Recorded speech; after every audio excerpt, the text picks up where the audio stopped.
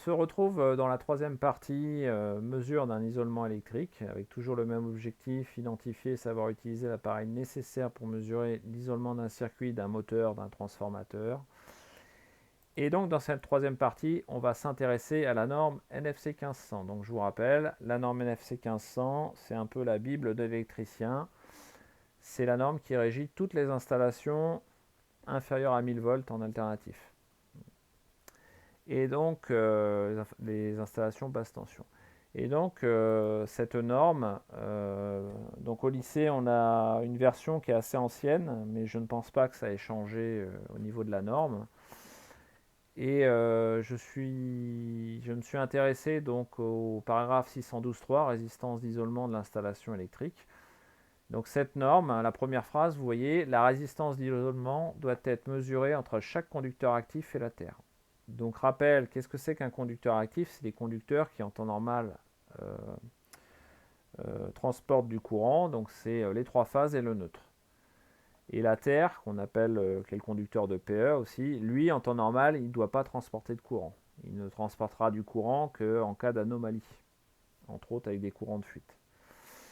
Donc dans le tableau 61A, vous voyez que vous avez différents cas. D'abord le cas de la TBTS, TBTP. Donc la TBTS et la TBTP, je vous rappelle, en alternatif, c'est les installations qui sont inférieures à 50 volts et en continu inférieures à 120 volts. Donc dans ce cas-là, la tension d'essai en courant continu devra être au moins de 250 volts et le résultat doit être supérieur ou égal à 0,25 MΩ. Donc ça, c'est notre premier cas. Ensuite, le cas le plus courant pour nous, c'est pour toutes les installations qui sont alimentées par des tensions inférieures ou égales à 500 volts. D'accord? À l'exception du cas ci-dessus, donc de la TBTP et de la TBTS. Donc nous, en bâtiment, on est alimenté en 230. En industrie ou dans le tertiaire, on utilise aussi le 400. Donc la tension de test sera de 500 volts. Et on doit trouver un résultat de mesure d'isolement supérieur ou égal à 0,5 MΩ. Et puis, dans certains cas, on peut être amené à vérifier des installations qui sont entre 500 et 1000 volts, puisque c'est la limite de la basse tension en alternatif. Dans ce cas-là, on va utiliser une tension d'essai de 1000 volts et on doit trouver une résistance d'isolement supérieure à 1 mégaohm.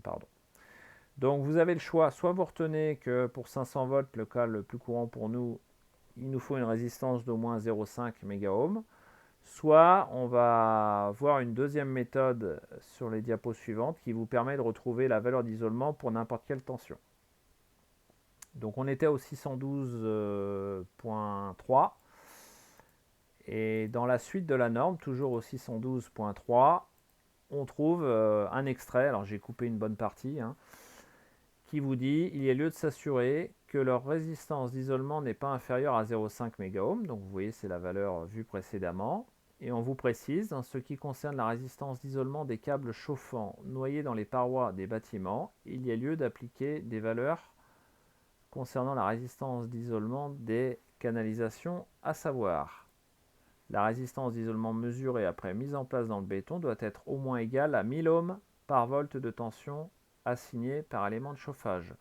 Autrement dit, si demain vous faites une dalle chauffante chez un particulier avec des serpentins électriques, des résistances, à la fin, quand vous mesurez votre valeur d'isolement, vous devez avoir au moins une résistance supérieure ou égale à 1000 ohms par volt de tension. 1000 ohms pour 1 volt. Donc on va prendre cette valeur et on va la réutiliser pour le calcul de la valeur attendue. Donc, on veut connaître la valeur d'isolement minimale de notre moteur. La norme nous donne 1000 ohms pour 1 volt. On s'interroge ensuite sur la tension qui est présente dans l'installation. Donc, si je prends un moteur, la valeur théorique, c'est 400 volts entre phases. Au lycée, on a 412. Il y a des endroits où vous aurez peut-être 395, 390. Bon, peu importe, on part de la valeur théorique donnée par EDF, donc 400 volts. Et tout simplement, comme c'est 1000 ohms par volt, 1000 ohms pour 1 volt, on en a 400, donc on va faire 400 fois 1000 pour calculer la résistance minimale qu'on doit avoir entre les enroulements. Donc on fait ce petit calcul, 400 fois 1000, ce qui fait 400 000, 400 kg ou 0,4 mégaohm. Donc on peut conclure que la résistance mesurée avec nos appareils, et dans le cas d'un moteur, on devra trouver une valeur supérieure ou égale à 0,4 mégaohm. Si c'est en dessous, on a un problème, il faut écarter le moteur. Si c'est au-dessus, notre moteur est bon, on peut continuer. Donc voilà, ainsi se termine la troisième partie. Dans la quatrième, je vais vous montrer comment utiliser les appareils qu'on a chez nous pour mesurer un isolement. À bientôt!